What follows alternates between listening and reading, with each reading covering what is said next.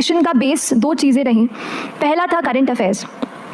Current affairs इसलिए मैंने उसको उसी से शुरुआत की क्योंकि करंट अफेयर्स सबसे इंटरेस्टिंग पार्ट होता है। आप करंट अफेयर्स बेस्ड प्रिपरेशन कर सकते हैं, इसलिए भी क्योंकि अगर आप मेंस एग्जाम देखेंगे तो काफ़ी डायनामिज्म आ गया है, केवल प्रीलिम्स में नहीं बल्कि जनरल स्टडीज़ पेपर 2, पेपर 3 में भी आप देखेंगे कई सारे ऐसे सवाल हैं जो करंट इवेंट से इंस्पायर्ड होते हैं, उन पे बेस्ड रहते हैं। तो जब आप न्यूज़पेपर बेस्ड करंट बेस्ड पढ़ाई करते हैं तो वो आपका प्रिपरेशन वहाँ से भी कवर हो सकता है। दूसरी जो चीज़ मैंने जिस पे बहुत फोकस किया वो थी आंसर राइटिंग। तो आंसर राइटिंग का जैसे खान सर बता रहे थे कि आंसर राइटिंग की प्रैक्टिस बहुत की, तो उसके पीछे मेरा ये था कि जब मैं हमेशा प्रीलिम्स का कोई भी पेपर टेस्ट देती थी, हम मॉक टेस्ट देते हैं, तो मॉक टेस्ट देती थी तो हमेशा मेरे मार्क्स करीब 90 to 110, 120 इससे ऊपर मेरे कभी मार्क्स नहीं जाते थे। तो मुझे हमेशा ये डर था कि यार प्रीलिम्स में कहीं मेरा कुछ, क्योंकि कट ऑफ भी इसी कुछ रेंज में जाता है, तो हमेशा लगता था कि यार कुछ गड़बड़ यहाँ ना हो जाए।